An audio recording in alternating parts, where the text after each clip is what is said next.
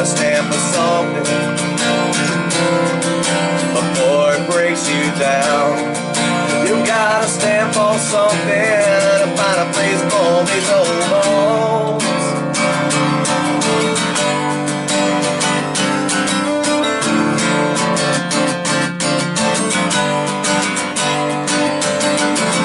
And growing up, I got beat down every single day. But stepping up, talking out, or walking the wrong way. When I was 12, I was told that I just had to go. I grew up on those streets, and that's when I learned who I was. See, you gotta stand for something before it breaks me down. I've gotta stand for something to find a place for these old bones. These old bones, yeah, yeah, yeah.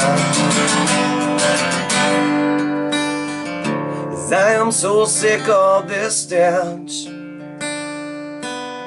Black tar, I swear it's trying to drown me again.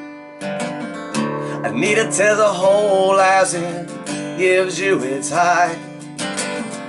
Well, in that instance, it destroys your whole life. So you gotta stand for something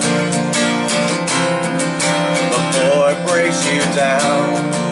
You gotta stand for something, Lord, it's gonna bring you back down.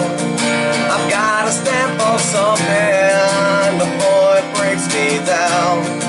I've gotta stand for something to find a place for these old bones. These old bones, yeah, yeah, yeah, no, no. Da-da-da-da-da-da-da-da-da-da.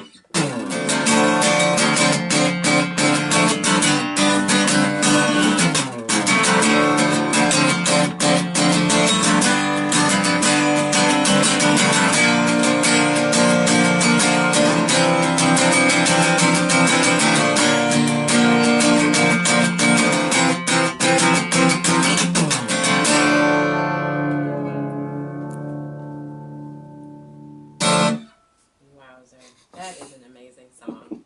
So I usually don't interrupt between the performances, but I gotta talk about that for a second. You touched on some really heavy duty stuff in that song. Can you talk about that for a minute? I wrote that song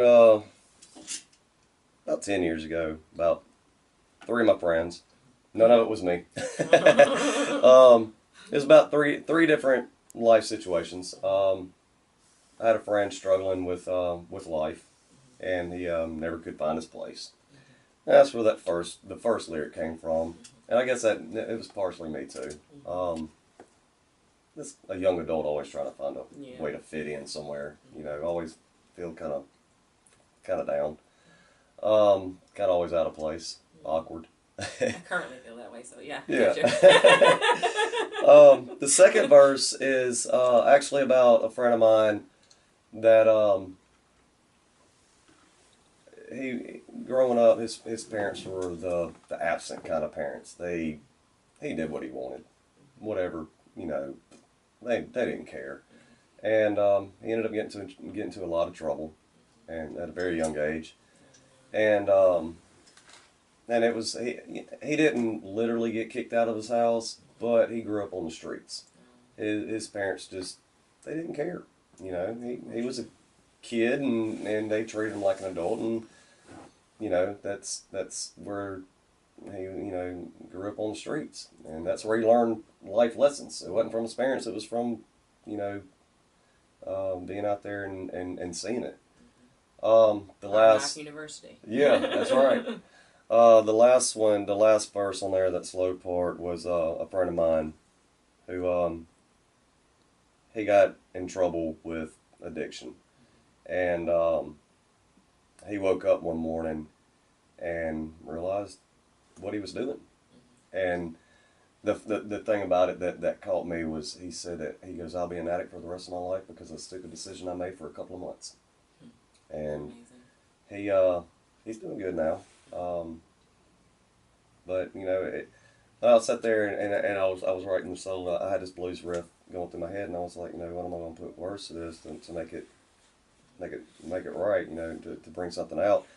And it was them three things kind of really stuck out. And actually, the latter, the guy that had the addiction problem actually called me in the middle of me writing the song. So Wow. it was kind of like, yeah, I got to put that in there. That's amazing. Put his story in there too. But at the same time, you know, like the chorus says, you know, you got to stand for something. You know, find a place for these old bones. It's, you know, you got to find a place for you. Wow. So that's what it's about. Your songs are so deeply personal. I'm going to hug you after this. Oh my gosh, thank you for sharing.